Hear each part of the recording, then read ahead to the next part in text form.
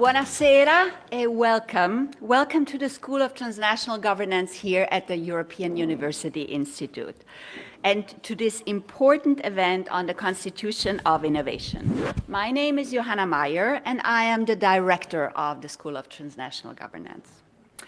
We meet at the critical moment for Europe. How can Europe maintain an innovative, prosperous, and open society? Well, some of you might say this is not really a new question. And we are not here only to hear answers. We really need to get into an action mode. The manifesto we are launching here today is directly speaking to this. The Constitution of Innovation reminds us that innovation is not only about new technology and startups.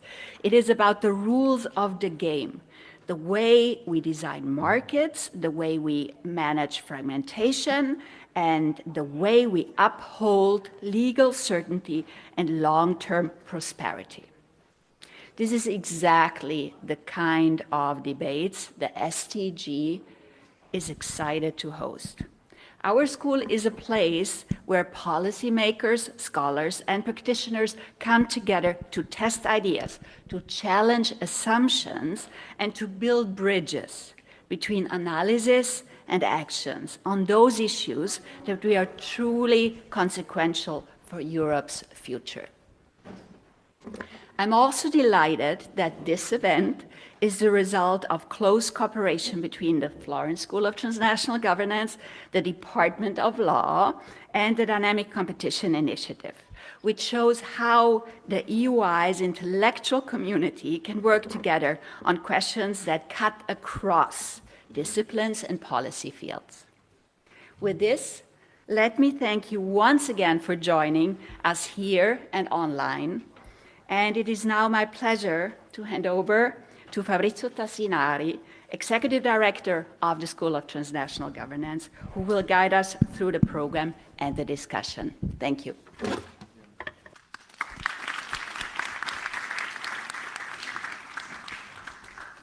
Thank you, Johanna, and a warm welcome from me as well to the School of Transnational Governance and Palazzo Buontalenti.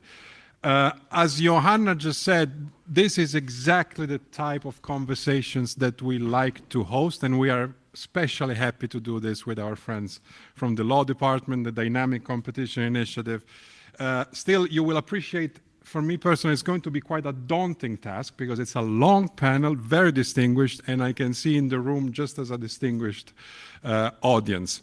So I will just get cracking immediately. I am quite sure you're all familiar with the oral parable about the frog that doesn't notice the water heating. If you place a frog inside a pot of cold water, the water warms up slowly, and the frog fails to notice until it is too late. Now, I don't know if this is what Draghi has in mind when he thinks and speaks about the slow agony, but it is reminiscent of that, and that unless the EU and its member states revise, reform, and perhaps turn around the conditions, institutions, even foundations of competitiveness and innovation in Europe, the decline is destined to be slow and painful. And it is timely to have this discussion today. This was not by design, but it so happens that Draghi and his compatriot Letta next week are invited to an informal meeting of heads of states and governments in Belgium. So we are in a position to present this manifesto in a very timely fashion. So without further ado, since the panel is very distinguished and long, let me go quickly to introduce both our panelists and our discussants. On my right, you have the distinguished authors of the Constitution of Innovation, Professor Luis Garicano from the London School of Economics, Before that, many other things, among them member of European Parliament for Renew. So welcome, Louis, and great you could make it from London. On my right, our great colleague and friend, Nicolas Petit, professor at the Law Department and head of the Law Department. Online somewhere is in the air Professor Bengt Holmström, emeritus at there you are. Emeritus at MIT, a Nobel Prize winner for economics, and if you allow me, most importantly, senior fellow at the School of Transnational Governance. Since the panel is long, I will introduce it now so that then I can give you the word immediately. Let me just say, this is exactly the kind of thing that we try to do here. I would call the conversation that will take place later a stakeholder analysis or a stakeholder stress test on the manifesto. And it will be analyzed, discussed, and questioned from different disciplinary but also professional perspectives. So on my left is my great friend and colleague, Professor George Papakonstantinou, Professor of International Political Economy here at the school, as well as former Finance Minister of Greece, among many other things.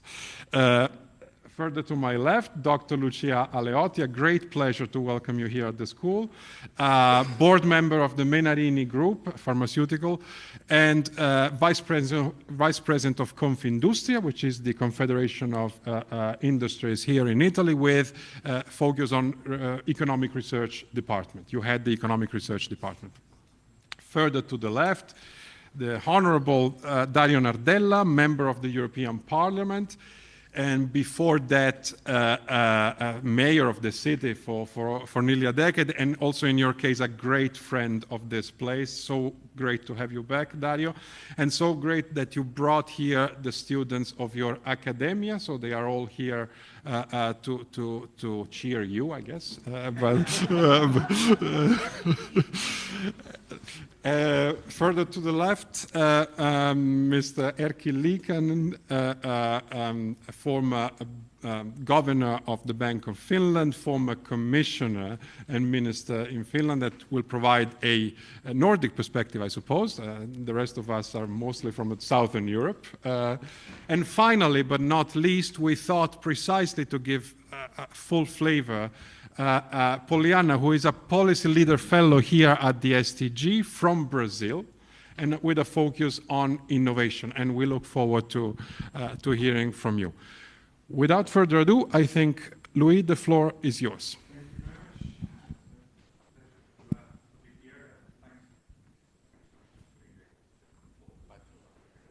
Mike.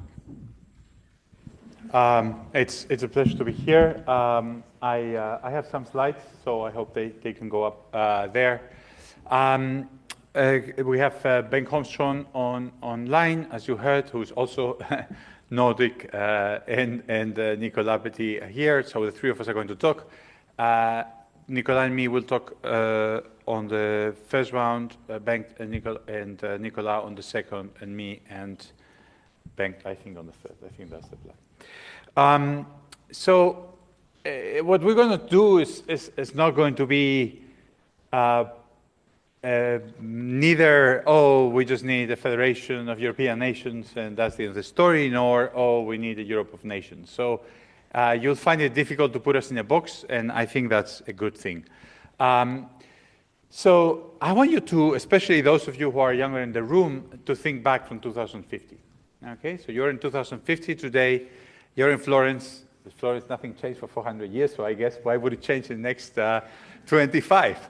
So without growth, we are just a huge amusement park for rich foreigners. Our welfare state is kind of unsustainable because we have more and more old people, and we haven't managed to put a defense together. You know, today, after all this mess in Ukraine, we don't have any single person making any decisions on defense. We have the dreaded, as somebody said recently, committee trying to make interoperable the shells. We don't have one shell, we have 11 shells. They're going to put them together. So Europe proving unable to defend themselves. But what we want to say is we believe that an alternative future is possible, that there is no reason that Europe, which was until very recently the most innovative continent in the world, even as late as the 70s, Europe, if you think of Airbus, of the trains, of the nuclears, most technologies of the cars, most technologies that were there in the 70s, we were the leading continent.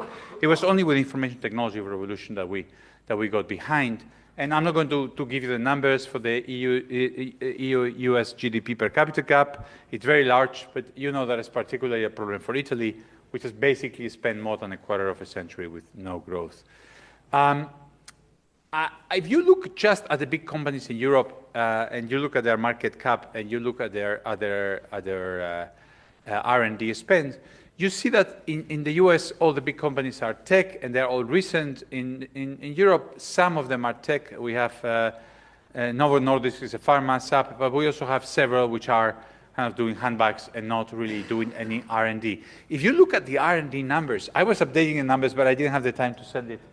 You saw that the techs fell this morning big time because they announced, the big techs, they announced their new budget for 2026. The Financial Times says only the 4 biggest are spending $660 billion to train their models next year. $660 billion. Compare on the left with what Europe spends, countries, entire countries, everybody. Germany, France, Italy, Spain, Netherlands, Sweden. If you compare it with the 2026, I have there the 24 numbers. It's more or less half of what just Amazon alone is going to spend in R&D. Amazon alone is going to spend twice as much as all those governments together. So, I mean, there is some evidence. I have a blog that I'm putting there for you to look, Silicon Continent. There is quite a bit of evidence of sclerosis. I don't want to rehash it. Mario Draghi did a great job at the report with the regulatory burden, big compliance costs, the single market failure. There's a lot of dispute about those numbers from the IMF, 45% equivalent tariff. It's clear that trade between EU countries is less than half the trade between the European states, the US states. So there is clearly a lot of barriers that persist, and there is a big innovation gap. Draghi has this famous fact that no EU company worth over 100 billion was founded in the last 50 years, compared to a gigantic amount of American ones. And now there's one, which is Spotify. Just 6% of the global AI startup funding is going to EU companies. So I think this is diagnosed and overdiagnosed. As I think it was Johanna who said, there's been a very big round of reports. I think we quote in the Constitution, we quote 40 years of reports, maybe more, maybe from the late 80s, the first one on the single market, the Cecchetti report. So a lot of reports saying that Europe is not managing. We don't believe that external shocks, demographics, or lack of state investment are the problem. We believe that there is some systemic problems, and we believe that it has to do with regulation over growth, and that's kind of the diagnosis of Draghi as well. We want to kill two metaphors. Okay, words matter, and there are two ideas that I think are very damaging. The first one is Jacques Delors' idea based on Monet that the EU is a bicycle, that if it doesn't pedal forward, it falls. Okay, so we just have to pedal and pedal and pedal. Okay, the truth of the matter is, yes, we've pedaled forward, and yes, different crises have pushed us to continue doing things. But sometimes you got to wonder, where is the bike going? Okay, you're pedaling towards the precipice, you're pedaling towards the wall. Sometimes you have to stop, and we think that we're pedaling up the mountain of bureaucracy, and that it's really exhausting entrepreneurs and stopping initiative. We believe, this is Bengt's view of the world, and I think it's a correct view, that there's a new metaphor that is needed. It's not a bicycle, it's a house. When you're in a house, you're building a house, sometimes you have to throw some walls, sometimes you need to make new ones, you need to make them stronger. You need a blueprint, you need to think, you're not just going forward kind of with your bike moving at full speed, but you're going to make deliberate improvements. The second idea that we really think is very damaging is the Brussels effect. This idea is the idea that Europe is the regulator to the world. It comes from the California effect in the US. We're going to set up some rules, everybody's going to say, oh, we want a European market, so they're going to just follow us, okay? We think the reality is that this is wrong, this is not working. clearly not, maybe in farming products, who knows, maybe we're big enough for that. We're not big enough for AI, etc. And what we're doing is we're placing huge burdens on the path of our companies, and I have lots of articles on this that you can see in my blog on GDPR, on AI Act, on all of this. And at the end of the day, the big American companies, they can comply. They have lots of lawyers. This is not bothering Elon Musk or Meta. This is bothering our little entrepreneurs who have to comply with GDPR until the end of times, and they don't have the lawyers of the ability to figure out what it means. So it's clear that this Brussels effect is not translated into prosperity. We think that we need a new set of principles. I'm not going to go over them carefully because I don't obviously have the time. I've been given 10 minutes. But the principles that we believe Europe has to live by are entry over incumbency, the way we do industrial policy, the way we do innovation policy. What's happening with the defense money that has been freed up now? Is it going to all these startups? No. It's being captured by existing Rheinmetall and friends to do more tanks and more shells. Is that the kind of war for which we are unprepared and we have to fight in the future? Do we need the big enablers, the big disruptors, the drones, all these things? In Europe, industrial policy is about protecting Fiat and not about protecting the new, who knows, little engineer who is right now in his basement dreaming a new car. Diversity over uniformity. We believe that there is an obsession with harmonization. The biggest lesson I got in Parliament is the following. I went to the College of Europe. Okay, I was a civil servant in the European Union before I did my PhD. I've been reading about Europe all my life. I didn't know this. Okay, maybe you're going to think I was stupid. Harmonization does not harmonize. We put a directive in place. I voted many of these. You put a directive in place, and you think, oh, now the rules are more equal than before the directive, right? That's kind of why we put a directive. Wrong. You put a directive and it gets implemented in different directions by different countries. There is actual evidence, for example, on capital markets that post-directive, the level of harmonization is lower than pre-directive in capital markets. Not only that, but you create an additional layer without removing the previous one. Think of stock market regulators. Think of GDPR. We get a new regulator at national level, at regional level, at European level. We have 250 digital regulators. So instead of trying to uniformize, which we don't manage, okay, we're not going to negotiate anything that is a true harmonization because we can't, because we're 27 countries. Why don't we leave the national rules compete? We have a principle, Cassis de Dijon. It says that there is mutual recognition in Europe. If something can be sold in Florence, it can be sold in Brussels. Instead, what we do is, no, nothing that is sold in Florence can be sold in Brussels because there are all these exceptions. Fourth, innovation for precaution. I think the precautionary Europe principle has gone too far in Europe. Let me give you one example. I know Europeans are paranoid about everything.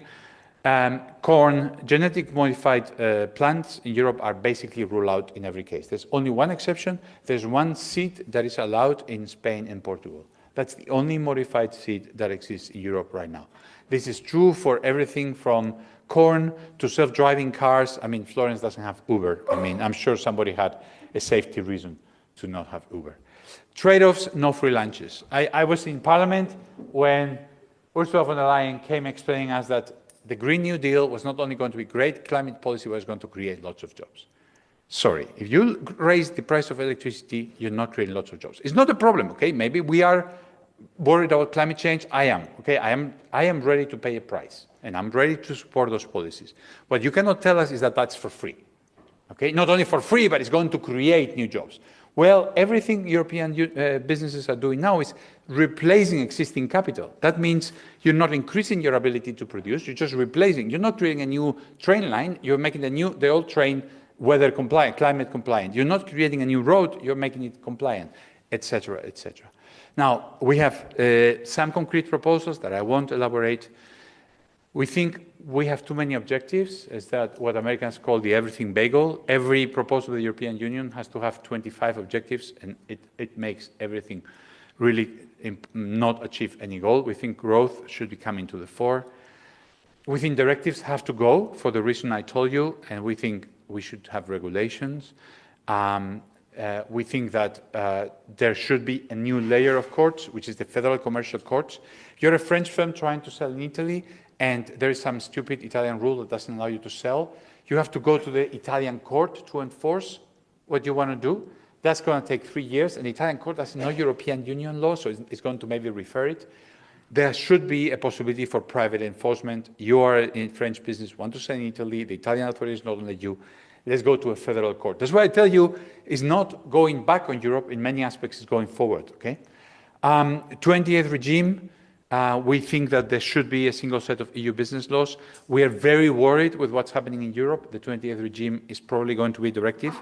So we're going to have 27 28th regimes, which is not a recipe for success. We already have a Société Européenne Anonyme from 2000. It didn't do anything, so we shouldn't reproduce that. We think laws should come with automatic expiration, and we want to rely on existing institutions. Overall, what we want in this new house is Europe should do much less. We shouldn't try to do at the European Union level, the geopolitical Europe. It's not going to work. Maybe some coalitions of the willing, the Nordics, maybe the Southerns have other things to do. Europe should do, as the European Union, much less, but do the one thing it was created to do much, much better. A real single market that allows our entrepreneurs to scale up and to grow without barriers. Thank you.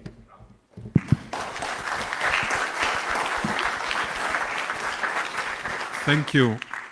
Thank you very much, Luis. I would now give the floor to Bengt, if you can hear us and see us. It was Bengt. It's okay. And by the way, Uber now is available in Rome because the Pope said that it was needed for the Holy Year. So maybe there's a lesson there for Europe. Yeah, so the Pope says it, then maybe we can do. Bengt, the floor is yours. Thank you. Thank you for inviting me, and thank you for coming to listen to our document.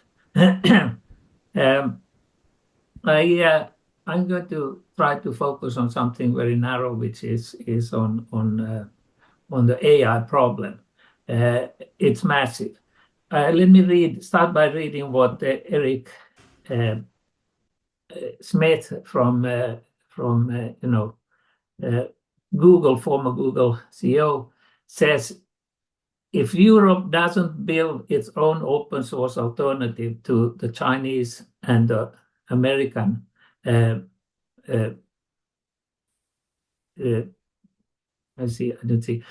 basically not if we don't choose an own road between the US and China, we are going to be squeezed on the US side. It's licenses we are going to have to pay. We already pay high licenses, and on the Chinese side, we probably are always a little wary about how far they can be trusted, though they have an open source style arrangement. So his recommendation is that we should focus on something of our own desire and be proud of it.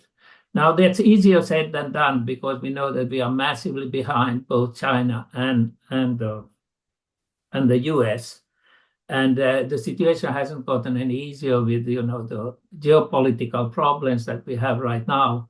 And so we can be left in the dirt pretty badly if we don't do something. So I very much support the view that I didn't support a year ago, but now support that Europe really has to find its own way, and doesn't mean it has to be isolationist, but it has to have alternatives, a balance of the threats both from China and from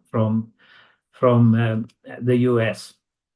So it's a difficult situation to start with.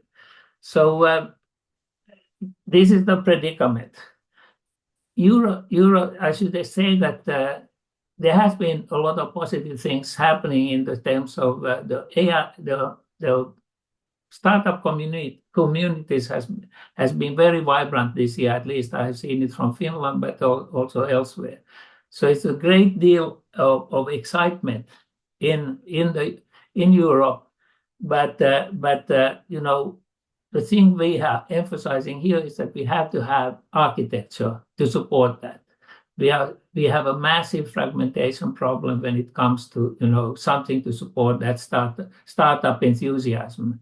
And the startup communities in the different countries have different rules, and they don't transfer to different countries. This is the problem that I want to say a few words about. It is good that Europe should focus on the application layer, and in some sense that has been accepted more broadly now. So the threat of having these massive LLMs on left and right, but not having it here in Europe, is less of an issue. So the thing, it was already mentioned that we have a issue with the regulation and such. I think the problem is that the regulation, I wouldn't say that we have to remove necessarily the regulations, but the big problem with it is missing the half of the regulation, which is how to support growth. I mean, there's barely any regulation to actually be pro-growth as opposed to, don't do this, don't do that, and so on. So this focus from the individual side, I mean, anybody who understands externalities and trying to get a community of innovation in Europe understands that you don't start by putting restrictions of everybody from the point of view of protecting individuals. I don't know what happened to Europe that it has become so totally devoted to the individual. We are a group of countries, and we have to think about a lot of these problems from the point of view of externalities that can be internalized in some clever and good regulations. So that's an addition to what we just heard from Luis. But I want to go to. I mean, we could talk a lot about startups are at the center of this, because we have to have created destruction, yes, but we also have to have really innovation, and we have to have a channel to get. And we know what the problem is, that we can't scale them up. But Europe, the EU has started to work on this problem, as I understand it. I'm not that well informed, but the Commission has set out a call for a process to actually come up with something that reduces the fragmentation and somehow comes to a unified set of rules that will take out the frictions that we have in the startup community, so that across the countries. I want to put a very kind of radical idea on the table just to wake you up. I think this whole idea that the startup, that this new big startup design is sort of organized by the Commission is in some sense antithetical to innovation. The innovation doesn't reside in Brussels. And that applies, and this is the main point here, that applies to what kind of, say, 28th regime or other regime do we really want to have? And so what I'm proposing to say a few words about is in order to come up with a code, the word usually that's used here is EU Inc., meaning it's a sort of, it's kind of like a Delaware code in the US or something like that. There is no such code right now, but coming up with that code is the objective of the basically one of the objectives of the Commission's initiative. But I think that code should come from the users. We should engage the community of innovators to actually innovate the code, not to supervise the code or control the code from Brussels. So that's my sort of suggestion, that we would somehow engage not just call for proposals and have the Brussels sort of negotiate in a directive style, back and forth, and eventually pick something or have some harmonization, but rather set up a sort of a game or a mechanism whereby these actual users could participate. So let me just say a few of the steps that could be done. I think it would be, say, a coalition of the willing. There would be a call for a coalition of willing to participate in a pilot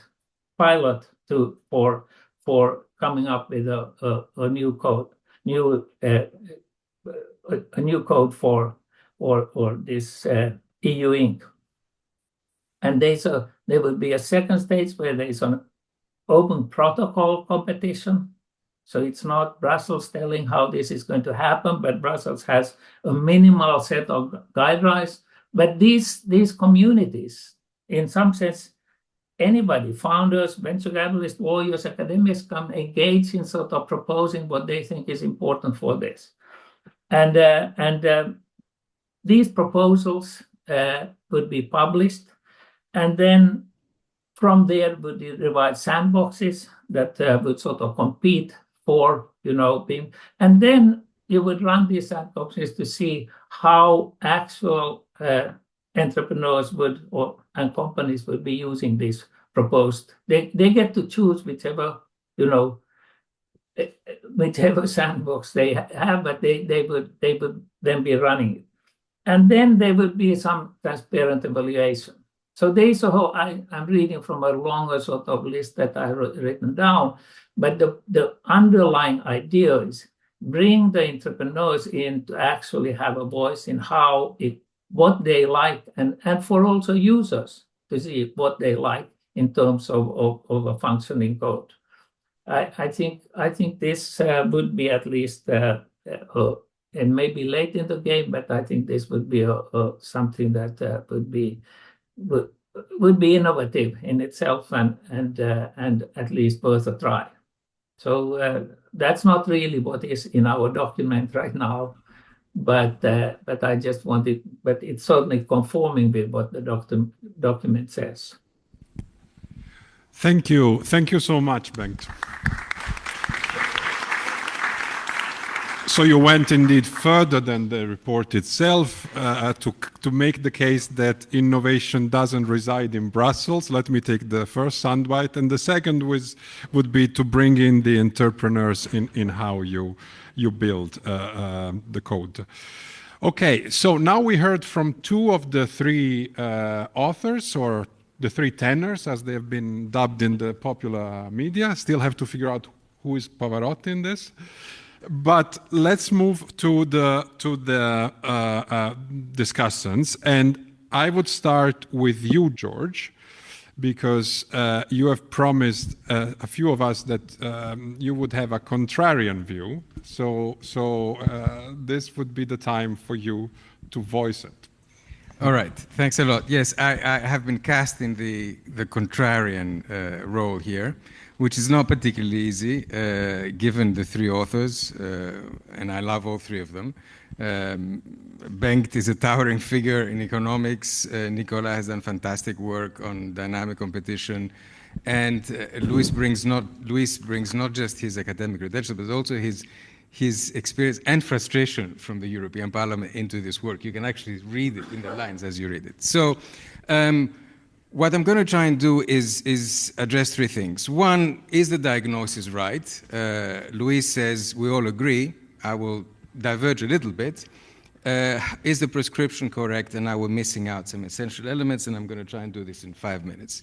So let's start with the diagnosis. And I think it resonates with all of us. Europe is not innovating. The number of firms, the market cap, all that is true. But then, I read the text, and I read Europe is getting poorer. The EU has abandoned economic integration. Europe must adopt a single-minded focus on prosperity, do less but do better. Right. So is Europe getting poorer? No, it's not. Between 1980 and 2024, GDP per capita in Europe has doubled. 97, 98% compared to how it was. If we compare with the US, different decades, 1980s, we're at 2.1 per year, US is 2.3. 1990s, we're at 1.95, US is 2.2. 2000s, we're at 1.1, US is 0.8, so we did better. 2010s, 1.4, US 1.6. 2020s we're much lower, 1% versus 1.8%, which can be ascribed to the AI boom. And there's a huge question mark about whether this is the biggest asset misallocation in history. But that we will see. And it's an interesting discussion to go into the different layers of the AI pyramid that Bengt started talking about in terms of, the energy, the chips, the data centers, the language models, the application, to see where Europe should be doing more. Then the next question is it only about GDP? Should we only be looking at GDP per capita? Well, I see nothing wrong about talking about the European way of life, which is something that in the beginning of the document provocatively, and the document, let me just say, the document is on purpose provocative. It's a pamphlet, so I'm going to be provocative back, right? Because otherwise, what's the fun? They do say, why do we worry about these things? Well, the EU not only has grown pretty much as the US, a little bit less, but also we have better indices on every quality of life index that you can think of. Life expectancy, inequality, poverty, infant mortality, homicides. And frankly, in the current environment, do we really want to put the US as the benchmark? On different levels, from the economy to society to, the way we run our countries. So that's... The core argument is that Europe's lagging has to do with overregulation. And there, exhibit number 1 is this famous, I'm exaggerating, is this famous IMF study with the number of 44% internal barriers in goods and 110% in services. These are nonsensical numbers.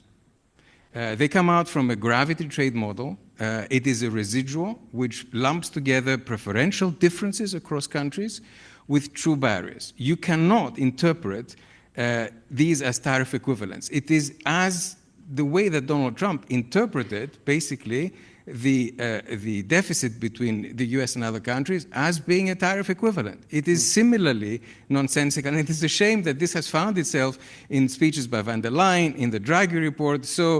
But there are a number of studies that show that these numbers are way over what the true situation is. It is true that trade between EU states is much less than between US states, and this is because we're not a country. We're a continent with varying preferences, and this has got to be reflected in the data. Is EU-level regulation only about economic integration? That's the next question. And my answer is no, it shouldn't be. I mean, what about safety? What about human rights, environmental protection, labor rights? Should not this be EU-level regulation? Is GDPR really the reason why we have very low venture capital in Europe? Is the AI Act really the reason why we're not investing in AI in Europe? Are we putting on regulation and the incomplete internal market, which we all agree it is, and we need to do much more on it, many other things which are kind of the missing elements in the narrative, things like the macroeconomic regime, the EMU design, the fact that we don't have capital markets that are integrated, that we do not have an EU fiscal asset, that we have issues with demography and labor supply, which the US does not have, that we have issues with energy, geography, with our terms of trade, with our finance and risk profiles. All these things are important elements of an answer, and I think it defeats a little bit the purpose to put everything on regulation. Now, having said all this, when I turn to the prescription, I think that all the suggestions are in the right direction. I think there are an incomplete set, and I gave some examples of other things which I would have liked to have seen, but certainly specialized commercial courts, the automatic field preemption, the 28th regime, reforming legislative practice, all of these are in the right direction. I have a question mark on the elimination of the usage of directives, both because some of these is the requirement is in the treaties, but also because regulations are much harder politically to do than directives many times, so whether that will move or not is an issue, as well as on the automatic field preemption, where it hinges on a trade-off. Basically, states would have to trade their legal sovereignty for a more restrained EU. They do this in the short term with a more restrained EU in the long term, so that's a difficult one. So, to conclude and not take too much of my time. This is an extremely important document, and I'm very glad it starts a discussion. I think that its prescriptions, I would happily subscribe to all of them with asterisks here and there. I think it is important to read it for what it is, which is a call in arms. And when you discuss with the authors and when you look at the slides, it's clear that they have in mind much more, a broader set of things than what they do. But I think that sometimes the way of framing it as Europe should do less but better, and we are over-regulating, defeats the purpose of trying to move a policy in the right direction. And I leave it at that. Thank you so much, George. Thanks for this plea for not throwing the baby with the bathwater. Now you can go back to be nice, because I would give the floor and the mic to you have it, to Lucia. Then we are very keen and eager, Lucia, to hear the view from industry. How do you look from your perch of the issue of innovation and competitiveness in Europe? The floor is yours. So I'm going to speak for 2 hours, if this is the subject. No, the point is that the situation for companies who want to be competitive in the global environment and are based in Europe is simply terrible. Sorry, Professor, but I have to disagree completely with what you say. Because if we see the trend of GDP in the last years, we see a kind of rule of the double. So where we have been growing roughly 2.5%, the US have been growing the double, and China has been growing the triple. So 2.5, 5, and 8%, while previous years China was growing even more. Are we a poor continent? Not, we are not. We are not yet. Because the trends and the figures are really difficult to sustain in the long term. Debt are growing, and we need those who can repay debt. I give you just one figure from Italian Confindustria. Companies which are above 10 employees pay in Italy for 83% of the whole welfare, schools, pension, health, companies and their employees. So the need to have large companies which can compete with companies around the world is not just the desire of an entrepreneur who wants to make its work, which is growing the company, having more employees, but it's also a substantial need, a fundamental need if we want to have schools, pensions, and health. The point I like very much in this paper is the example of the house, the fact that it needs some maintenance, and it needs to throw down walls. I think it is urgent to start throwing down walls.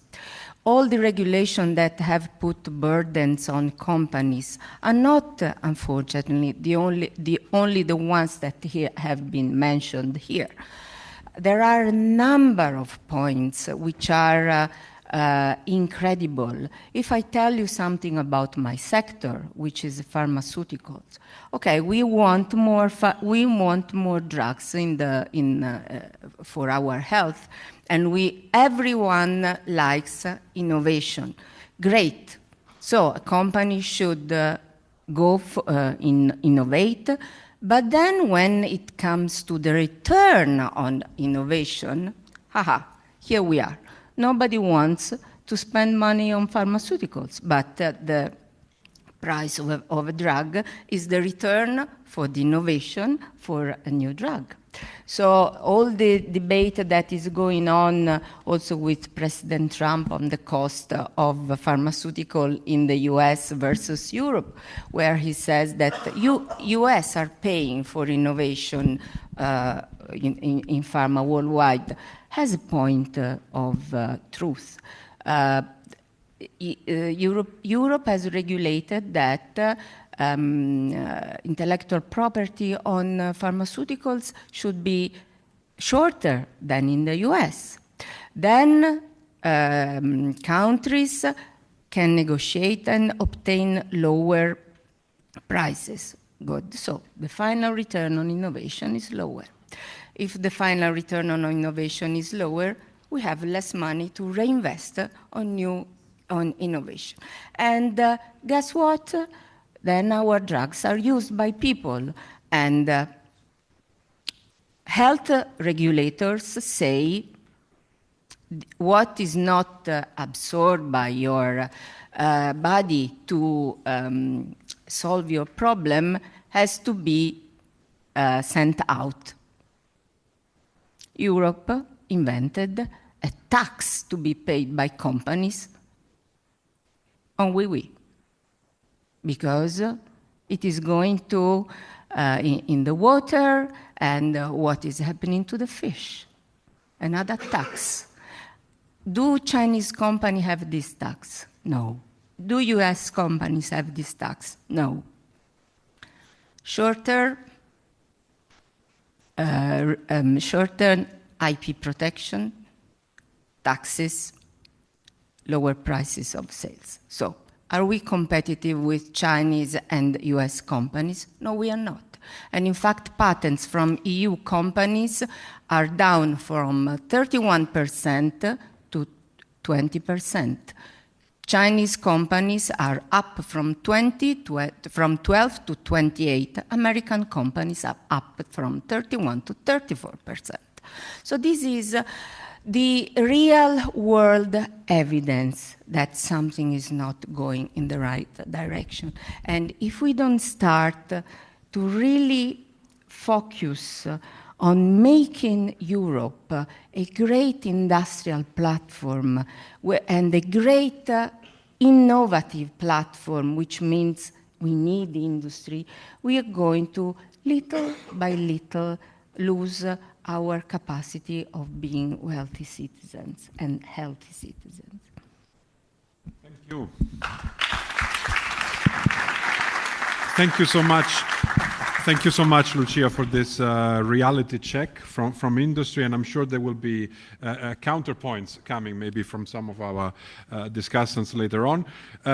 We move on for the first block with Dario, and before introducing you, Dario, I cannot help pointing out that your manifesto was published, I went and checked, on the 11th of November, and that was 2 days before the European Parliament approved the omnibus package. Yeah. And, you know, I don't think that was designed like that, but I couldn't help when I reviewed your report for my newspaper in Italy, largely positive, to wonder whether the agenda, as worthy as it is, could be hijacked in the way that then it ended up being hijacked in Brussels.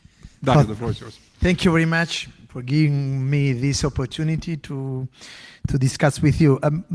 First of all, I would say that my first impression about this manifesto, that you write on November exactly, so it's that after Draghi's speech you have to change, to update the manifesto, because there are many other input to insert in the manifesto, especially about the political diagnosis, because I think this constitution of innovation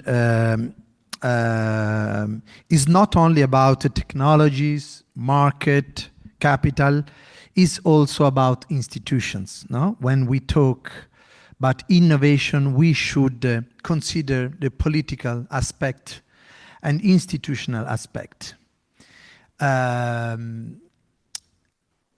for your question on the omnibus package. So I see a big problem in this omnibus strategy from European Commission, which is the cultural approach.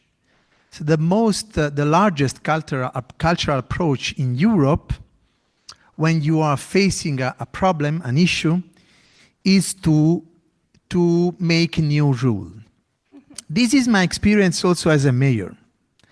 I remember in my experience as mayor here in Florence, with my collaborators, when my colleagues had new issues, they often told me, we have a new issue, we need a new rule. And this cultural approach is coming from a French administrative model. We have a civil law system, not common law system. And the 19th century administrative French system influenced a lot Italy, and then Spain, and then all South Europe, and also Germany. So our approach is to regulate everything. If we have a new challenge, new issue, we need a new rule. The cultural approach is not to find a solution with the existing rules, with the ongoing jurisdictional system you have.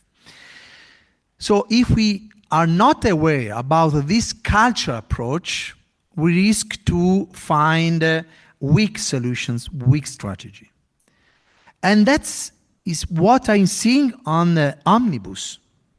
So now we have at least 10 omnibus package, one for digital, for agriculture, for chemical system, omnibus for automotive, omnibus for environment, omnibus for competitiveness, omnibus for horizon, innovation, etc.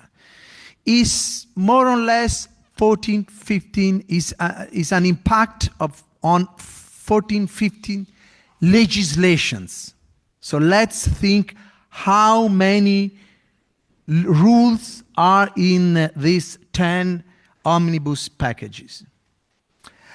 So it's not a simplification, it's a rewriting.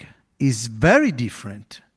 If you need simplification, you should remove rules, not add new rules or rewrite the existing rules. Indeed, we are using a lot of our energy and space to face all those proposals coming from European Commission. Why? Because the approach is to regulate. Indeed, we have a huge technical and bureaucratic machine in Brussels, so you have to use this machine. So we should change the cultural vision. If we have challenges, if we have issues, we need to use the existing rules, because we have enough rules. And more legislation does not automatically mean more integration. This is another question. Are you sure that more legislation means more European integration? No, we are not sure about it. That's why I think we need a different approach. We need a different approach, which, be careful, not means deregulation, so anarchy, of course, but means more coordination of different national systems. But I have two comments and concerns about this constitution of innovation. One is the slogan, do less but better. So I think we should be clear about the meanings of do less. Because if we consider do less we do not do less Europe, I disagree. So we need more Europe if we consider political Europe. We need more protagonism on a global framework, on global competition. We need more courage to set priorities. We need more accountabilities for results. Or when we talk about legislation, we need more assessment impact, evaluations. Because I often see people who introduce new regulations without any evaluation about the impact. Let's see again the omnibus package. European Commission told us the implementation of omnibus will represent 35% less of bureaucratic costs, compliance costs. Okay, but give me the document, give me the proof, give me the impact assessment. Omnibus package will represent 12 billion euros less for companies. Okay, but where is the impact assessment? So one of the principles that we should adopt in Brussels is that you must do an impact assessment whenever you are introducing a new legislation. No rules without evaluation. Otherwise, you risk to have a big delta, a big difference from real economy and theoric legislation. And the second, and I'm finishing. The second question is, but this is another concept that I have. When you talk about diversity over uniformity, what do you mean exactly? Because you said, let national rules compete instead of one rule for everyone. But be careful. No, because if you let national rules, you are not sure that you have more simplification, because we are talking about European bureaucracy, but let's talk about Italian bureaucracy, or French bureaucracy, or German regulation. So are we sure that national regulations are more simple than European regulation? This is another question.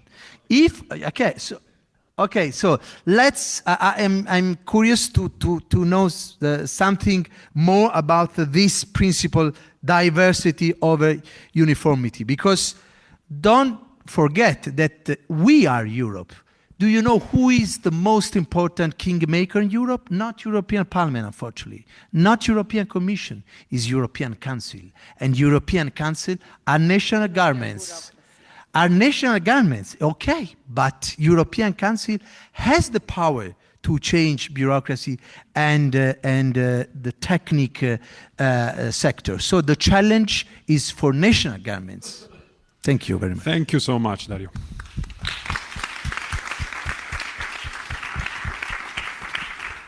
And of course, a counterfactual, or rather a confirmation of your point, is that the omnibus in November was voted thanks to the support of the far right, which generally wants less Europe rather than more Europe. Yeah. Exactly. This is the risk. All right. So now, Nicolas, the script is that Nicolas will try to take on these three questions. So you got the hardest job of that. Sure. I think I get it covered, and then Luis will fill the blanks. So George says, it's great to be here, by the way. George says it's not as bad as we say. That's what he says. And then he says, plus, this is us, we're ready to take a little less growth in exchange for, more welfare state, more Prosecco, and so on. The problem is, it's not a message. The message we have is, as Lucia, I think, properly understood it, is that this is not sustainable. So it's going to work for a couple more years, but it's not going to work for a long time. Now, I think, besides the macro discussion on GDP, which we know is a discussion that we didn't trigger, it's been there for a long time.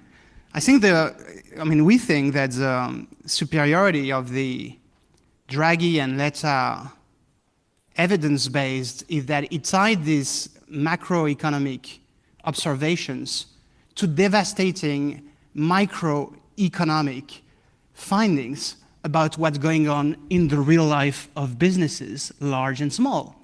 And it's all over the place in the Draghi reports. All this survey evidence, all this data at the firm level, at the subsidiary level, at the unit level, that indeed firms struggle to scale in Europe, to diversify, and to create the new products and services that will give the growth needed to drink Prosecco. So I think that is why we believe we have a stronger evidence base than ever. If you don't believe in that, you just need to look around in your daily life, right? So my wife is a lawyer in Brussels, and her specialty is consumer credit. It's a Europeanized, completely Europeanized, harmonized field.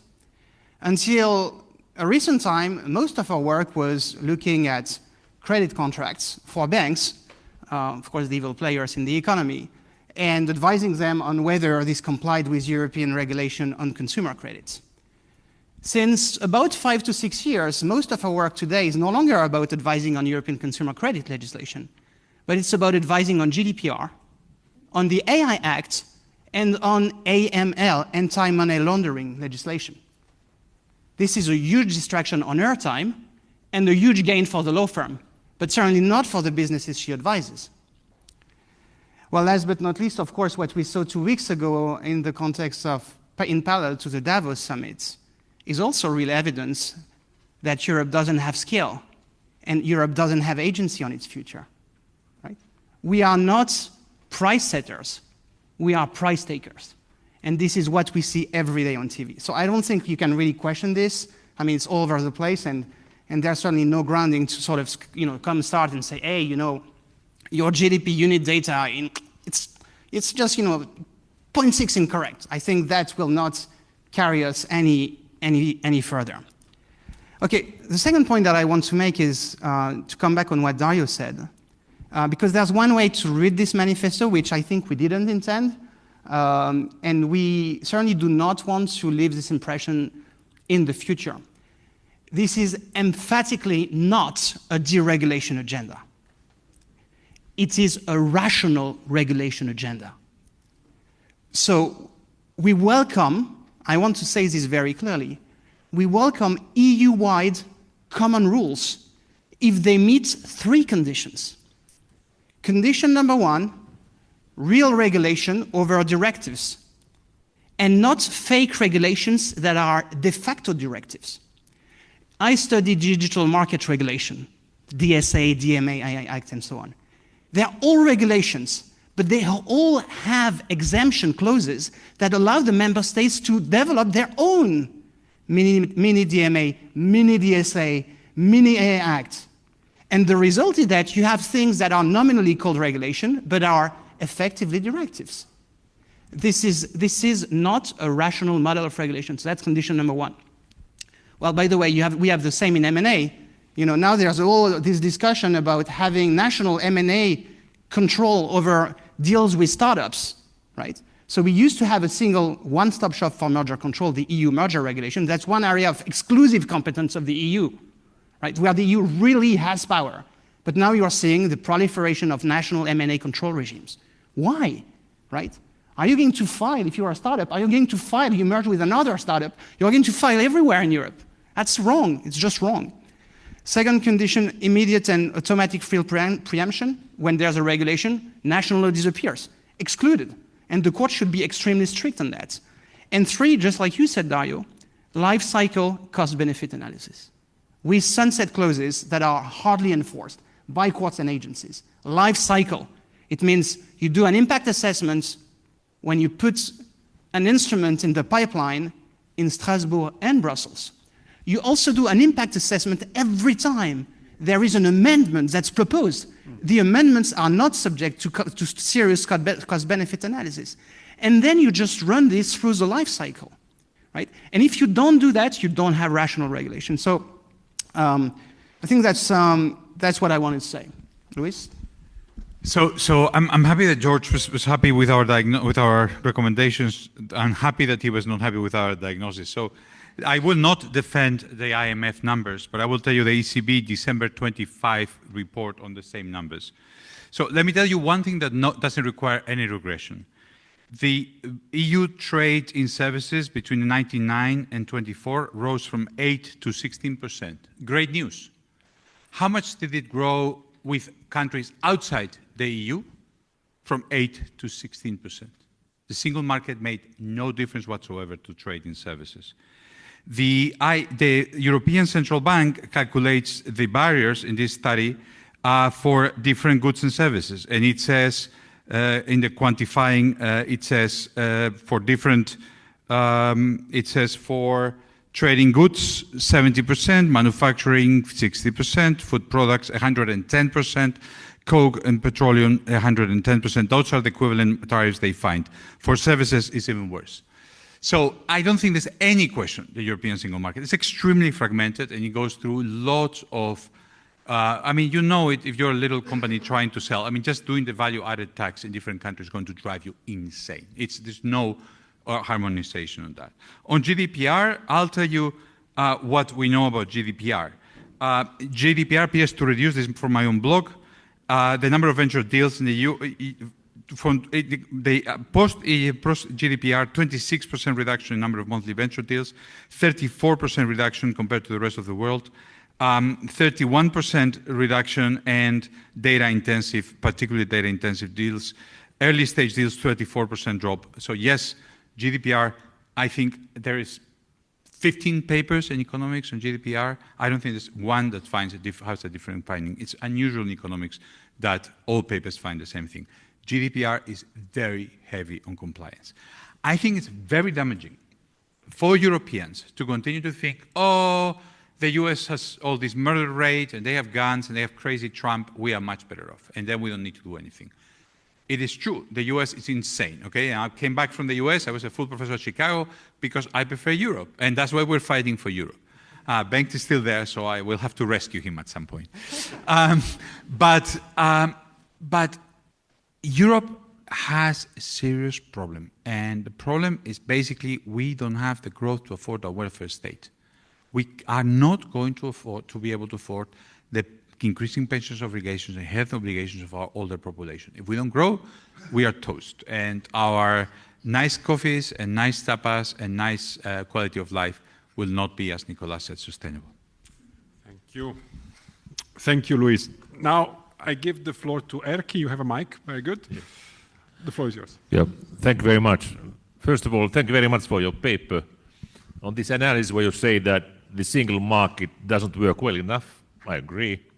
Second, also that Europe needs more dynamism, entry and exit. I agree.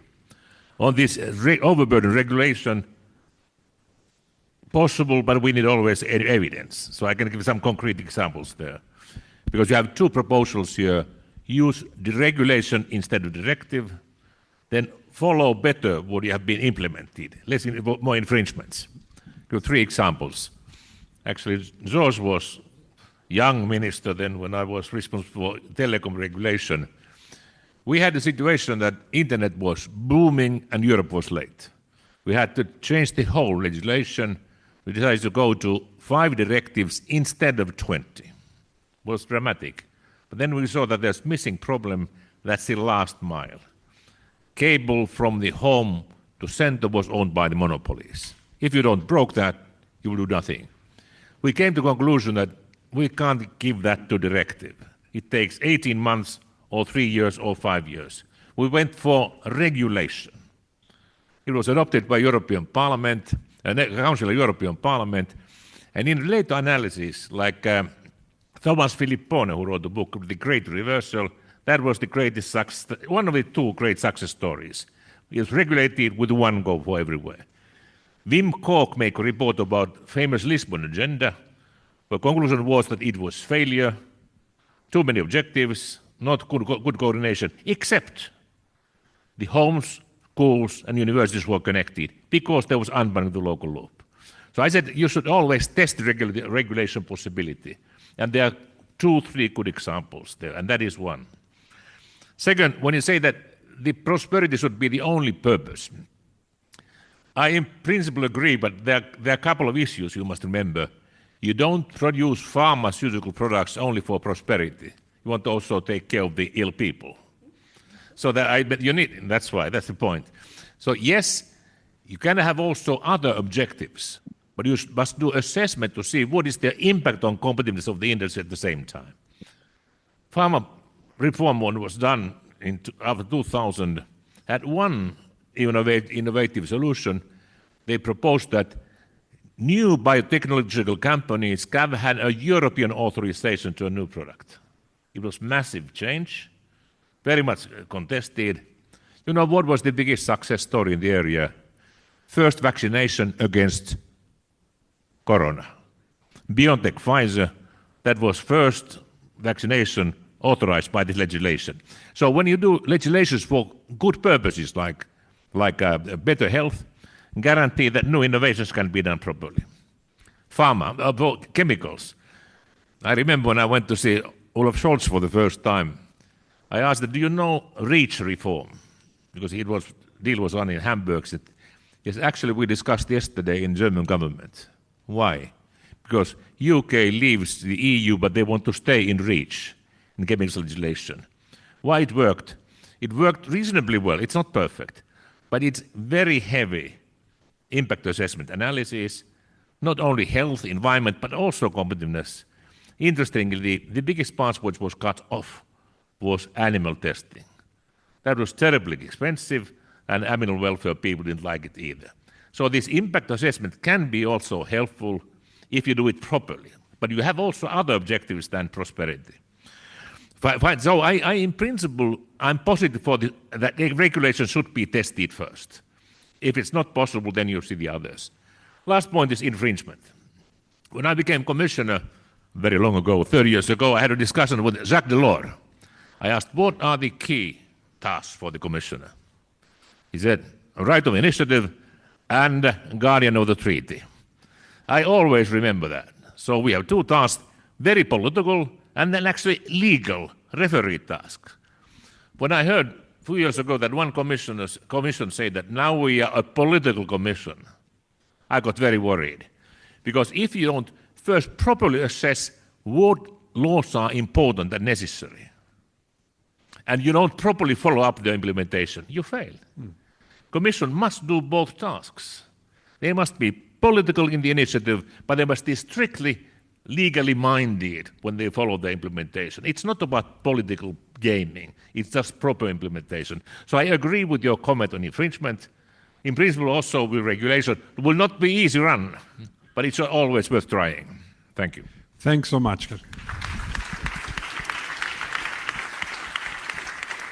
Last but definitely not least, Poliana Sintra Monteiro. Let me just say, in these debates, we often have a tendency for navel gazing. We just look at Europe, inside Europe, and that's all there is to it. We try systematically to counter this at the STG. Poliana is from Brazil. She focuses on innovation. We just had another event the other day on democratic backsliding with the Obama Foundation, and you told us all the things you worry about, we did them in Brazil. So you should look out a bit more. So tell us, how do you view this from Brazil?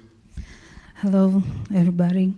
I'm very honored to be here in this panel with you all. And my view as an outsider and living here in Florence for 5 months, and when I came here, I brought in my baggage mindset of what I want to do here. It's a regulatory sandbox. But then when I started to talk with people and live in the city, I was, okay, maybe what I need to do here is to bring a little bit of other perspectives in how we can do innovation. because my feeling was Europe is stuck. They are in a long and years of bureaucracy, and they're not very worried about China, United States, and not thinking inside what's the real problems and what we can do to make innovations. But for us to do innovation, my country, Brazil, has a lot of social issues. And for us, innovation is a way to survive. So in our blood, in our cultural aspects, we need to do some innovations, being creative, for us to make a living, for us to survive the odds, because we do not have, there's a lot of external aspects that influence our governments, that influencing even our mindset with colonialism mindset and imperialist mindset that we needed to broke. And in 20 years, we started to, okay, we do have our own mindset of what is technology, what is innovation. And we only started to rethinking and remodeling what is our power and soft power in a global scenario when we start to reconnect with our originary people from the rainforest, people that was there before the invasion that our land had. So maybe, in my aspect, Europe has a lot of knowledge. There is huge and real good institutions. There are a lot of brains that are capable of thinking and innovating, but it's stuck to the past, looking to the future, and doing nothing in the present. So maybe, and also everybody calls, oh, Brussels effect. Okay, it's Brussels, but you can, even here in STG, EUI, in some institutions, doesn't need to be an academic institutions, but we have a plenty of opportunities to create environments and territories that we can put a little bit of the startups, skylabs, and technology mindset that let's be more experimental, let's create some territory like a sandbox that we can emulate some problems, and in this environment we can try to navigate to those problems. So we have, in Europe, I see tons of youth people that already has the mentality that, oh, I want to be a policymaking, but they don't want to be entrepreneurs. I want, how can we bring Uber to Europe? Why you want Uber in Europe? Why don't you create your even your technology? And why you want Uber? Uber is not a good model of anything. So I think you're lost a little bit of what your strength, what you're capable of. And in the paper, I was the Renaissance, and where is the cultural aspect in the paper? Where is the people? You know, I felt this lacking. I want to hear what the youth talked about the future. Oh, in the future, Europe will be not growing enough and anything. We are in an economical system that it will be impossible only growth because we have limited resources. So why we are not talking about how can we be sustainable, but not in this growth exponential mindset, because it will be realistic. So that's my my cure. Thank you. Thank you so much. Exactly on point. So we were consulting because, of course, Nicola and Luis have some things to reply. George also wanted to say something, but we only have about half an hour until 7 p.m. when we will have a reception. We might be in decline, but we decline in style. I would like to open the floor for questions and remarks. And so, Simon first. Yeah, there is. It's coming. Great panel. Thank you very much. Simon Hicks from up the hill in the other branch of the EUI and former colleague of Luis from LSE. I find this fascinating, but as a political scientist, I would say the politics is missing, right? So how would you get this through? I mean, I'm quite sympathetic to the diagnosis. I'm quite sympathetic to the agenda, but from someone who studies politics in the EU, this can only happen if there is a kind of quid pro quo, a package deal of some kind. So how do you persuade people like George, sort of centre-left, sensible centre-left, to actually come on board? What are you going to give them in return as part of this package to get what you want? Thank you. And incidentally, 3 of the 5 discussants are from the centre-left. Just say. Oh, and Dario, of course. Yes. The gentleman on the right. Thanks. Jonathan Zeitlin. I'm a visiting fellow at the Schumann Center. I want to come back to this question about the evidence base for the claim that there is a real causal connection between EU regulation on the one hand and Europe's performance in terms of innovation, competitiveness, and productivity. I heard a lot from the panelists and also in your manifesto about the Draghi report. But when you read the Draghi report very carefully, you find actually that the evidence base for these kinds of claims is very weak, often very anecdotal.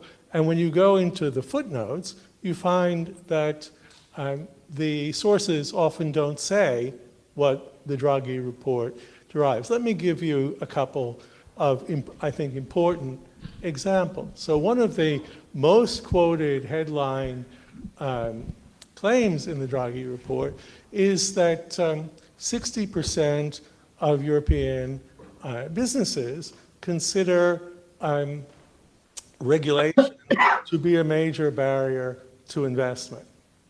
And then you look and say, well, where does this come from? It comes from a survey done by the European Investment Bank. And the first thing when you go to that, you find is that less than half of those considered it to be a major problem, and they considered other problems to be more important. Then you also find that a similar survey was conducted by the EIB at the same time, and a higher proportion of American firms considered regulation to be a major barrier to investment. So obviously, causally, it can't be an explanatory factor for divergence between the two polities. Similarly, you find the claim that 52% of SMEs consider regulation to be one of their biggest problems, again, in terms of investment. When you go and look at the study in question, you find that it's a non-representative survey conducted by the European Commission during the pandemic, and that 50% of the respondents came from 3 countries, Italy, Spain, and Belgium. So what can you do with that? And even, let's take something that's cited in your manifesto, which Nicolas just referred to, which is, the studies of the GDPR. So I was interested, I went and read the studies. First of all, the figures you quote are about the short-term reaction to the GDPR. I would need you to close because there are many others. Okay, I'll just... Thank you. And secondly, that the same people did another study that you also cite, which shows that a major effect was to shift from direct investment to investment through syndicates because of the greater need for local knowledge. So, I would just say that a lot of this looks not like real evidence that supports an analysis, but something that seems to be taken to illustrate positions that people hold already. And we would really want to see a better evidence-based such sweeping. Thank you very much. Thank you. Sorry no for worries. being long. We will take, yeah. Where is? Definitely. Okay. I will do. I will then, since there are already two rather heavy questions, I would start with taking a round of answers. Maybe Nicolas, you start because you have a long list, and maybe then some of our panelists want to reply as well. Okay. Yeah, I'll try to be short. So I want to get back on the point that Poliana made about where are the people, right? And where are the people in Europe that want to build Uber? So, as economists like Bengt and Luis understand very well, incentives matter. And I would submit here that the problem is that these people don't build Ubers because the incentive structure in Europe is missing for that, right? And that ties to the point that Lucia was making, that, property rights are not properly monetized. The market, the product and service markets to which you have access are too small, and the money markets in which you can tap are so narrow and shallow that you need to go to state money, and state are fiscally constrained. So absent a proper economically sensible set of incentives, you won't see the people build the Ubers that Europe needs, right? And so that's why you don't see the people in our manifesto, because we talk about incentives in the old economic tradition. So that's the first point. Second point is, I think we can pick, studies here and there and find that, some show this and some show that and this and that. And I think, as Luis has very thoroughly established on his blog, and I did that with my students actually 2 days ago, we studied 2 papers on GDPR, papers on the diversion of resources in firms. So firms in Europe that comply to GDPR, instead of investing in compute and data analysis, right? They invest in compliance, right? There's a diversion ratio. And the problem is not that, the diversion ratio doesn't exist in the United States. That's not what we say. But we say that because we don't have the money markets that America has, the cost of regulation are differentially higher for European businesses. And this is a subtle point, but it's the key point. So it's not like, hey, it's all regulation, but if you start from a base in which the money markets are not pouring a ton of capital in your business organization, and you just face these walls of regulation, you start on the back foot, right? And you don't want to be there. So that's, I think, what we want to say. I would like to add just very quickly. So I forgot to say the GDP numbers to George. I mean, it's true that Europe as a whole grows differently than core Europe. We've had a huge convergence of the Eastern European states, and that explains some of the growth. If you look at the GDP growth of core Europe, it is 1 point lower at the very least every decade since the 1980s. So this is a fact. I'm happy to stand on it and discuss it if necessary. On the factual basis of the analysis and whether it's cherry picked, I think we can converge on there is no software. There are very few software businesses in Europe. That's quite clear. This is a fact. There is no AI businesses in Europe. There's Mistral. The French government announced yesterday they were deploying 30 million for AI. It's a complete joke. I mean, the numbers we're talking about are ridiculous. On the second prima facie evidence that I want to offer is there is huge excess savings in Europe. There is a lot of savings that are going to the US. There's excess human talent in Europe. There's a lot of very smart people. They're moving to the US, and as very well Leta said, the US is funding with European savers' money, European entrepreneurs doing businesses in the US. That is prima facie evidence that the market is not scaling up and that people are not finding the opportunities. Now, Simon is asking the core question, which is, we're not just going to convince our friends to just change. I understand politics very much. I think that, and he's right, I think that there are certain things that we should agree. And I think the point about enforcement is important. Is it less Europe? I mean, when the Commission decides to try to be a political Europe, it decides to give up on enforcing. Because if you want to do politics, it's going to have the states on board, and then they have to be nice to the states. And that's what Ursula von der Leyen has been doing, be nice to the states on the fiscal rules and on the single market rules. The enforcement actions have plummeted. Can we get our friends to agree on all that across the spectrum that enforcement should go up? Yes. Can we agree also that the 27 are not going to move on foreign policy and security and on defense, and we cannot be slaves to Orban? I would hope yes, and that means we're going to have to move to coalitions of the willing. So on those things, I think we can agree. I mean, I am regretful and despondent that in spite of the Omnibus 1, it was agreed, Omnibus 1 was agreed, it was voted down by the left in Parliament. We can hear about that. It was agreed originally, and then when it went to the vote, the Socialist Party kind of broke apart, and it didn't vote it. Eventually, the decision by the PPE to pass it with the extreme right, or with part of the extreme right, not with the, I mean, whatever. It's not great at all, but I mean, we need change. And I think the priority has to be change. I hope the center coalition of which I was part holds. But if the center coalition doesn't, I mean, if the center coalition wants to talk, it should discuss what are the principles for this new, dynamic, innovative Europe, and not try to preserve the status quo that is not working. That's my view. Thank you so much, Luis. There were two quick answers or interventions from Lucia and from... okay. Okay.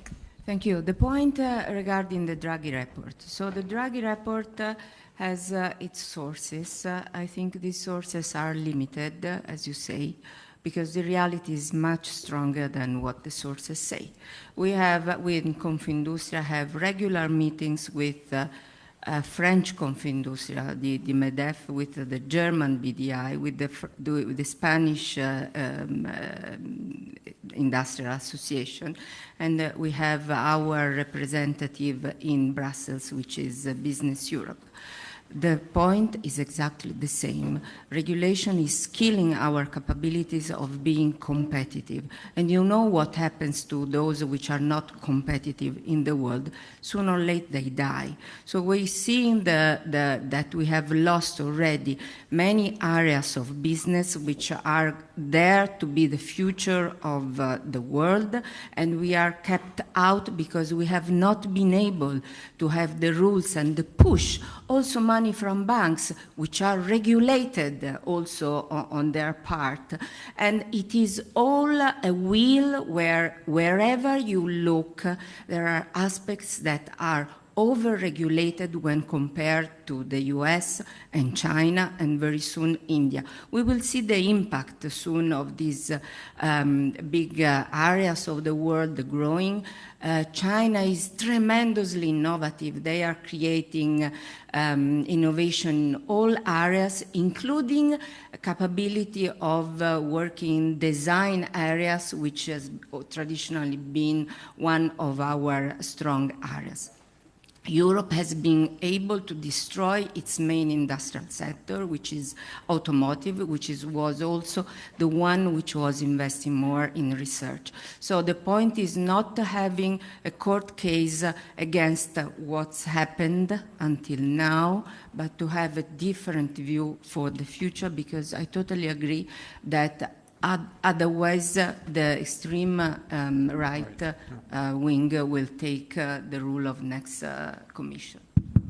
Thank you, Lucia. I want to make sure, Bengt, would you like to say anything, or you're just enjoying the show?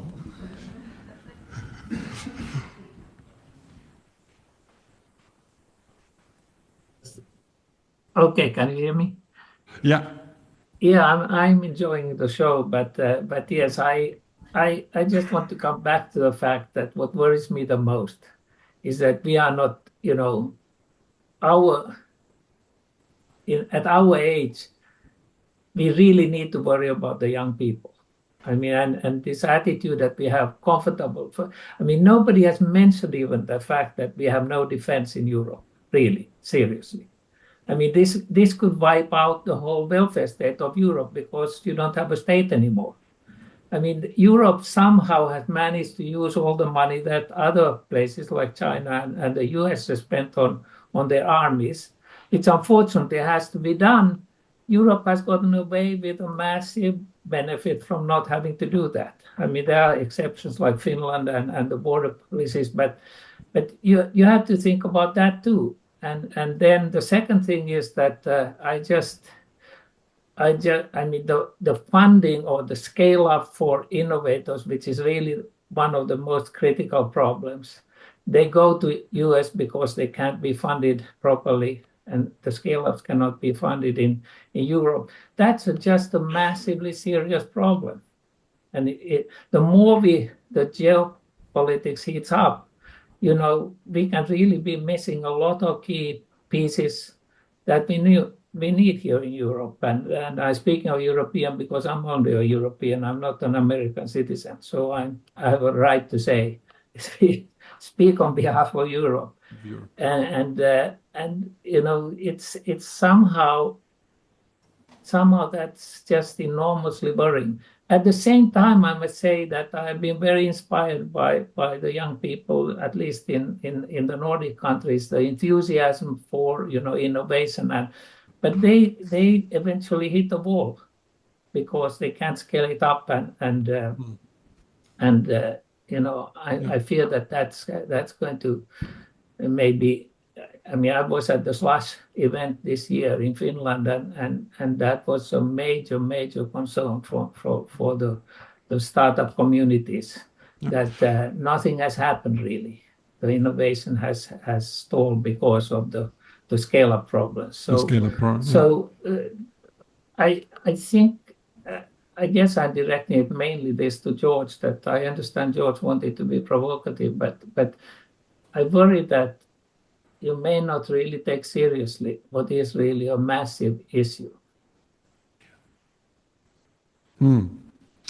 Thank you. So I know you want to intervene, but there are 3 more people. I would like them to raise questions, and then you can come back for the last round. So I will start with Alex, my TA, and actually a PhD student from law, so he's a poster child. All right. Thank you very much. All right. Thank you very much. So very interesting talk, paper which I read.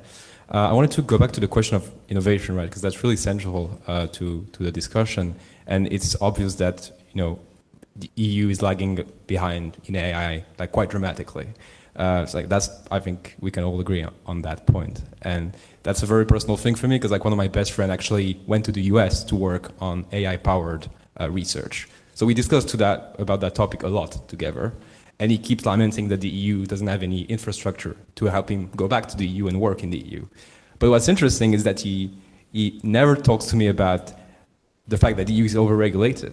What he talks to me about all the time is that we don't invest money in it, that we don't have any public plans to invest in AI.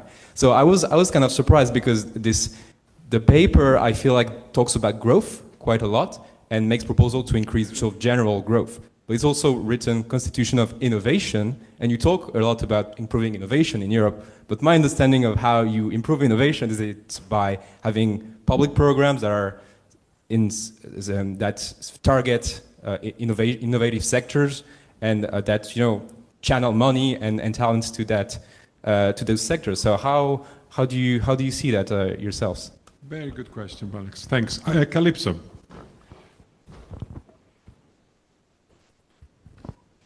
So, Calypso Nicolaitis from this place. I was wondering what the cost of calling it Manifesto might be.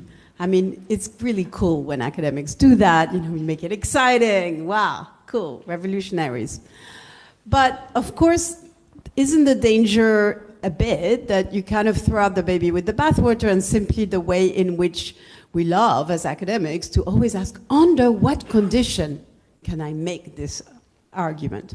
To take 3 examples from the questions, you know, so George raised venture capital.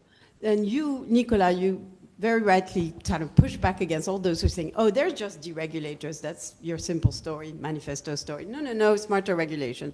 But then you kind of like on AI and all of these things, you can think, well, isn't the real issue the culture of risk in Europe? A bit echoing your venture capital. You know, we've been telling this story forever.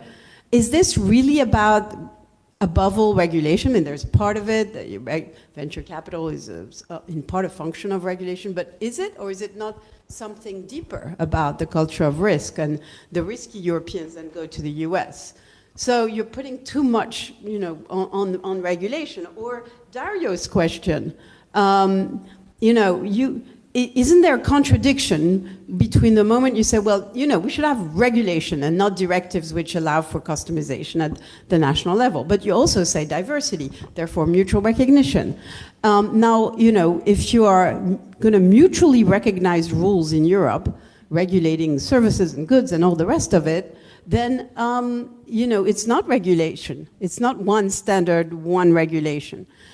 So there is a tension here, and that what we then do is ask, under what condition should we have mutual recognition, managed recognition, standardization, regulation, da-da-da-da-da.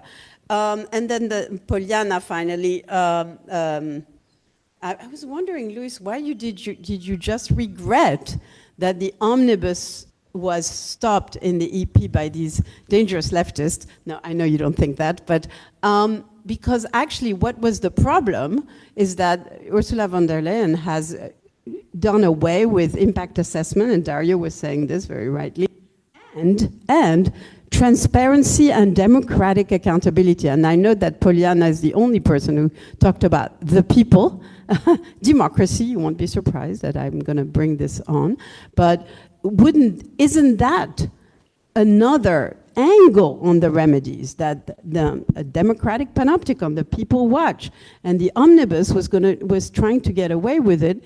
I would argue that if you have much more radical transparency, the radicality of sunlight in the EU, you will have better and smarter regulations, because the people are pretty smart in general.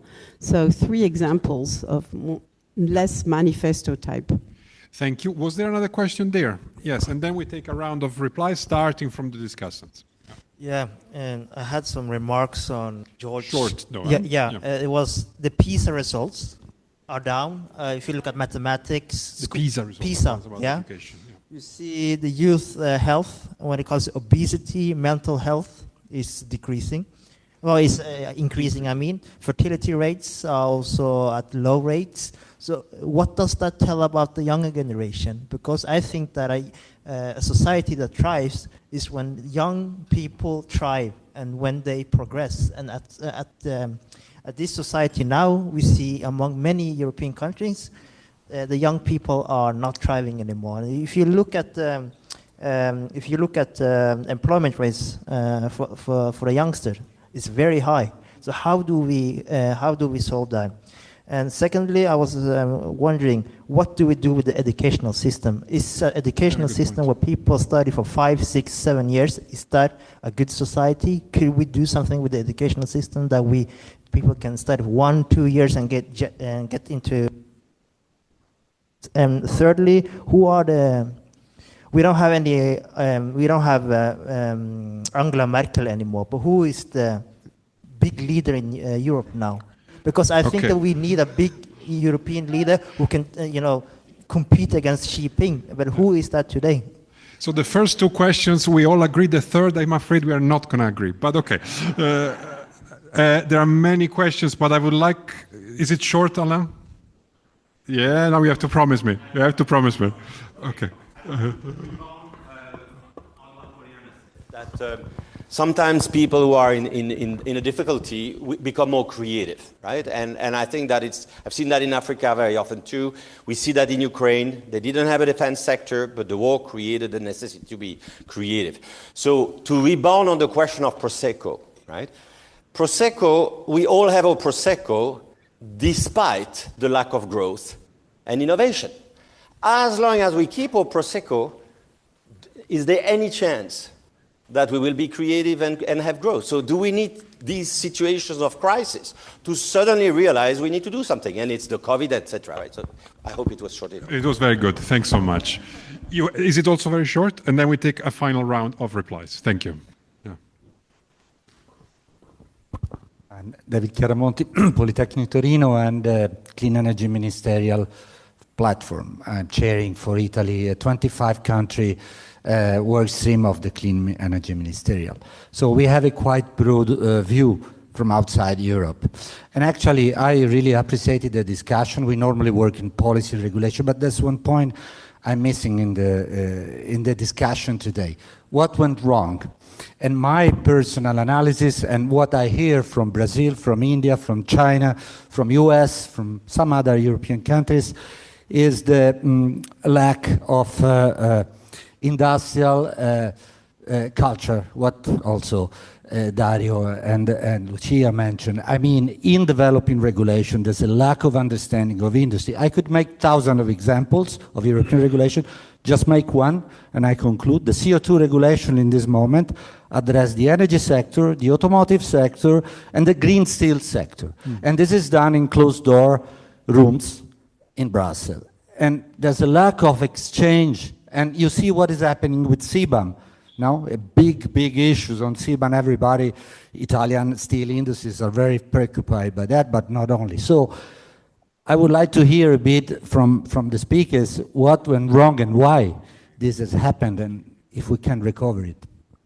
Thank you so much. Okay, we had a large range of views, and I would like to give the floor back to the discussants first, starting with Erkki. But I just make one comment what Bengt said.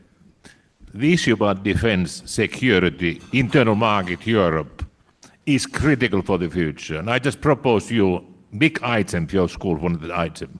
I'm chairing Bruegel. I'm not doing this report, but they have done great papers about how you must combine deep internal market, make it broader, research and financing. It will be our destiny. And that's also critical for growth, because I'm in US. Defense industries are an important part there, and we must do it ourselves. So contact Bruegel, they will be great partners for you on this item. Thank you so much. Does, Poliana, do you want to say something? I'm going to share with you guys. We, in Brazil, we have, in order we start to create startups and more innovative with technology mindset, but also putting our cultural aspects in everything. We created some areas in Brazil with less regulatory and bureaucracy for us to emulate some situations that we can post past some of bigger issues that the country has. And because of the pandemic, we started a really fast process in more digital transformation inside the public sector. And because of that, we started to, in the universities, in public schools, in each level, even the youth to the oldest in our city, we brought together some and how they use the technology for them be more participative in a democratic ways. And because of that, we start to have a little bit of more data in how they want us as a public sector, how to innovate. And because of that, we have a new new law for innovation specifically, so I can share with that you example. In the near Thanks future. so much. Does Dario or Lucia want to say something? Only one reflection on the leadership. The main problem is that we don't have any real strong leaders in Europe. That's all. Thank you. Maybe I also play with these words. The point is we need leaders who connect the dots. So we now mentioned that we need more defense. We see kind of risk on our east side. And so how do we work to make the industry, defense, to become an industry? What do we do with the steel industry? Is it important or not? Do we make planes for our defense with paper or with steel? If we make them with steel, we need to help the steel industry. We must get rid of all the CBAM, all the problems that we have created to that industry. So connect the dots. Thank you so much. Thanks. Let's get something straight. Nobody's complacent here. Okay? We all agree Europe needs to grow more, be more innovative. There's absolutely no question about this. I mean, we were all on board here. I'm a Negroni man myself, but you know, the Prosecco analogy I think is completely wrong. Nobody is here in sort of thinking, you know, let's all go and have Prosecco and whatever. But there are 3 points I'd like to make, which I think are important in this conversation. One, we need to distinguish between national and European regulation. Lucia, the reason why Italy has not grown its GDP per capita between 2000 and 2024, like my country, right? Greece is in the same problem, has nothing to do with the EU regulation, has a lot to do with how it regulates itself, national regulations and many other characteristics. Let's not always look at EU regulation as being the reason why, because, you know, Spain grew by 21% GDP per capita. I know, but we are, you know, a lot of your examples were about Italy, this is why. So I think it's important, as a general rule, I think it's important to make a clear distinction between regulations.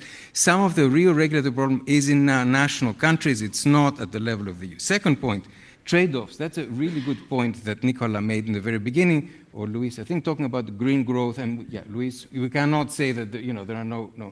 In a similar way, there are also perhaps some trade-offs between wanting the kind of insecurity that gives the risk and allows people to go out and do things, and the kind of stuff that we use. So we shouldn't be, you know, sort of putting this aside. We should bring it out. And then there is a democratic process through which people can decide and maybe bear the consequences if they decide something that we're not. Third, services. Absolutely, we have a fragmented market. To actually challenge the number does not mean to challenge that the market is fragmented and much more in services. But there, I think, there's always the cost-benefit issue. GDPR, of course, increases compliance. And, of course, if we had less GDPR, people would have resources but compared with other things, and venture capital and capital markets and financing is the obvious one, is GDPR the real thing that is keeping us back? So I think these are not to doubt the direction or the need and the urgency. These are to sort of fine-tune a little bit the way that we look at some things. That's all. Thank you so much. Then I would ask one last word from the three authors, starting with Bengt, if he's still online, and then we conclude with you guys. Why don't I go live? Okay, what did he say? You don't go up, but we hear you, so it's okay.